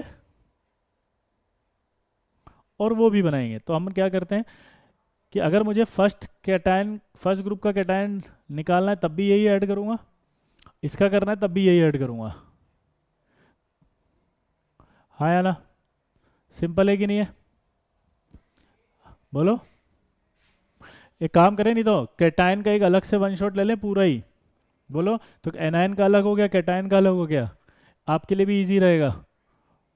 बोलो हाँ या ना? थके थके लग रहे हो, है ना? ताकि एक साथ अलग अलग बैठ जाएगा दिमाग में कि एक बार एनायन अच्छे से कर लिया, एक बार कैटायन अच्छे से कर लिया। सही है कि नहीं है? तो मैं नीचे लिख दूंगा वन शॉट कैटायन का अलग से। ठीक है, चलो फिर ठीक है। सबकी सहमति हो तो बोल दो। जोश तो कल कल ही लेंगे, कल भी वही 2:30 बजे। कल 2:30 बजे फुल जोश, कैटायन पूरा सल्टा देंगे। और इतना जल्दी भी क्यों करना, अभी तो बहुत टाइम है, अच्छे से हो जाएगा। और फिर मैं क्या करूँगा, मेरे दिमाग में एक आइडिया आ गया। फिर मैं क्या करूँगा कि कैटायन और एनायन दोनों में से जो इंपॉर्टेंट है उसका भी निकाल के, जैसे पिछले साल मैंने 50 मिनट का एक वीडियो बनाया था, याद है? किस बच्चे को याद है? बेटा पूछो ना, आपको क्या था डाउट है? एक डाउट है, एक डाउट है कर रहे हो आप, डाउट लिखो, है ना? पिछले साल मैंने एक 50 मिनट का एक वो लिया था, और उसके अंदर मैंने क्या किया था कि दोनों का मिला के एक 50 मिनट का वीडियो बनाया था। किस किस ने देखा था वो? उसी में से सारे सवाल आ गए थे। किसको याद है वो सवाल? नीट के लिए इनफ है, यस। तो क्या होगा, एक बार के लिए पूरा अच्छे से हो गया, फिर एक बार जो इंपॉर्टेंट है उसको भी निकाल के रिवाइज करा के, और फिर पीवाईक्यूज करा दूंगा तीसरे वाले लेक्चर में। वेंसडे को इसके पीवाईक्यूज करा के फिर पी ब्लॉक का वन शॉट ले लेंगे, फिर उसके पीवाईक्यू, ऐसे करके हर एक का one shot PYQ, one shot PYQ, one shot PYQs, सबका करा दूंगा पूरे इनऑर्गेनिक का ही। क्या बोलते हो? सही है ना? क्योंकि मेरे को ऐसा लगता है ना, अभी देखो फिर अपनी क्लास भी है, आप लोगों की कोई क्लास भी अभी आएगी, तो फिर वो बहुत फेडअप हो जाएगा पूरा, है ना? अभी और भी सब्जेक्ट आपको पढ़ने हैं, ठीक है? कल हो ही जाएगा कि टाइम तो अच्छे से। ठीक, तो चलिए फिर मिलते हैं नेक्स्ट क्लास में। कल 2:30 बजे आना मत भूलना। आकाश,